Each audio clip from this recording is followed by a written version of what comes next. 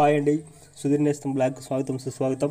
ఈరోజు వచ్చేసి మన వీడియోలో ఒక అద్భుతమైనటువంటి ప్లేసు గండికోట ప్రాజెక్టు. ఈ ప్రాజెక్టు మరో పేరే ఎద్దుల ఈశ్వరరెడ్డి ప్రాజెక్ట్ అనమాట. ఇది రాజశేఖర రెడ్డి హయాంలో శంకుస్థాపన జరిగింది. దాదాపు 10 సంవత్సరాల వరకు ఈ కన్స్ట్రక్షన్ జరిగింది. ఈ ప్రాజెక్టు యొక్క విశిష్టత ఏమంటే 2 కొండల మధ్యన ఈ ప్రాజెక్ట్ నిర్మించారు. దాదాపు 26 టీఎంసీల సామర్థ్యంతో 14 గేట్ల ద్వారా వాటర్ వీటిని నిల్వ చేశారు. దాదాపు ఇప్పుడు 19 టీఎంసీలు స్టాక్ ఉన్నాయన్నమాట. ఈ ప్రాజెక్టు ద్వారా దాదాపు 2 జిల్లాలు చిత్తూరు, కడప సాగునీటికి ఉపయోగపడుతున్నాయి. ఈ ప్రాజెక్టు మొత్తం మన వీడియో చూసి ఎంజాయ్ చేద్దాం. వెళ్దాం పదండి.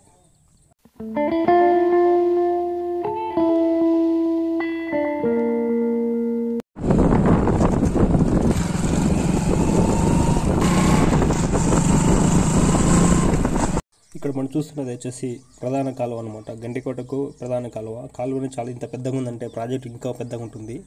చూడండి ఒకసారి ఈ కాలువ, పంట కాలువ వచ్చేసి ఇవి ప్రధాన కాలువ ఇంత పెద్దగా భారీగా దాదాపు గేట్లతో దీన్ని నిర్మించారనమాట. చాలా చోట్ల మనము ఇంత పెద్ద కాలువను ఇక్కడ చూసిండాము.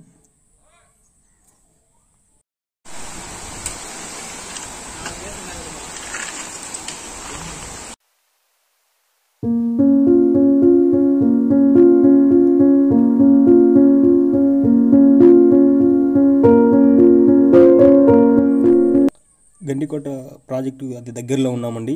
ఇక్కడ చూస్తున్నారు కదా, రోడ్డు చాలా సరిగ్గా లేదండి. ఫ్యామిలీతో వచ్చేవాళ్ళు కొంచెం చూసుకొని రావాల్సింది ఉంటుంది. ఇక్కడ వచ్చేసి మనకు సరైన రోడ్డు లేని కారణంగా చాలామంది ఈ గండికోటను సందర్శించి ఉండారు అనుకుంటున్నాము. అందుకనేసి మన వీడియోలో చూడండి. ఇక్కడ వచ్చేసి కొండాపురం, పాత కొండాపురం పోయే రూట్ నుంచి గండికోట ప్రాజెక్ట్ వెళ్ళే దారి అని చెప్పేసి అటు సైడ్గా వెళ్తే మనకు దాదాపు రోడ్డు దగ్గర నుంచి 7-8 కిలోమీటర్స్ దగ్గరలో ఈ గండికోట ప్రాజెక్ట్ ఉంటుందండి.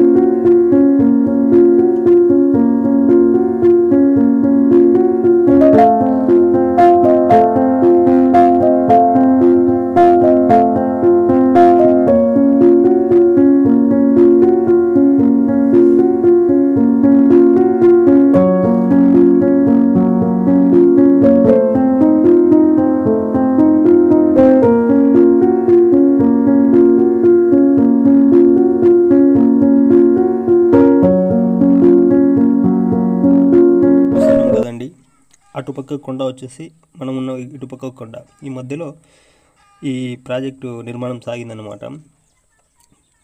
ఈ గ్యాప్ మొత్తం గేట్లతో నిర్మించి